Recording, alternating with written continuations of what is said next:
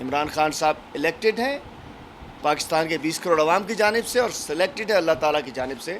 ان نالائقوں کی حکمرانی کے بعد اللہ تعالیٰ نے اس قوم کے لیے ایک اچھا حکمران سلیکٹ کیا اور عوام نے اس کو الیکٹ کیا. کشمیر کا مقدمہ جس انداز سے ہمارے کپتان عمران خان نے کشمیر کا جو مقدمہ لڑا ہے، جس انداز سے انہوں نے کشمیر پر عمران خان صاحب نے بات کی ہے، اس کے اوپر صرف چھوڑیے میں کیا کہہ رہا ہوں، آپ کیا کہہ رہے ہیں، پاکستان کا میڈیا کیا کہہ رہا ہے. T R T T V, Turkish T V جو کہ ان کا نیشنل ٹی وی ہے، اس کے علاوہ الجزیرہ اور دنیا کے اخبارات بول رہے ہیں اور ٹی وی رپورٹس کر رہے ہیں. یہ T R T world claim کی ہے. T R T world claims that P M I K is the most popular personality by far in Indian occupied Kashmir. یہ T R T world India ترکی کا official T V کہہ رہا ہے.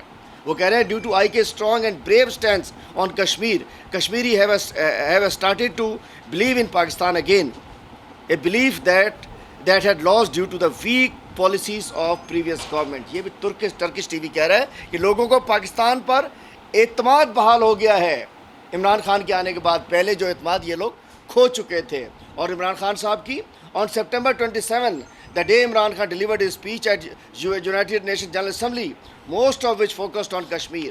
وہ یہ باہر کے چینلز کہہ رہے ہیں، الجزیرہ کہہ رہے ہیں پہلی دفعہ کوئی ورلڈ لیڈر، کوئی مسلمان لیڈر آیا جس نے کہا ایبسلوٹلی ناٹ.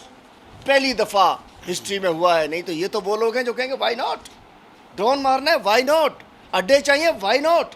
یہ ایبسلوٹلی ناٹ کرنے کے لیے دین ایمان پر پختہ ہونا چاہیے، لیڈر ہونا چاہیے، ویژن ہونا چاہیے.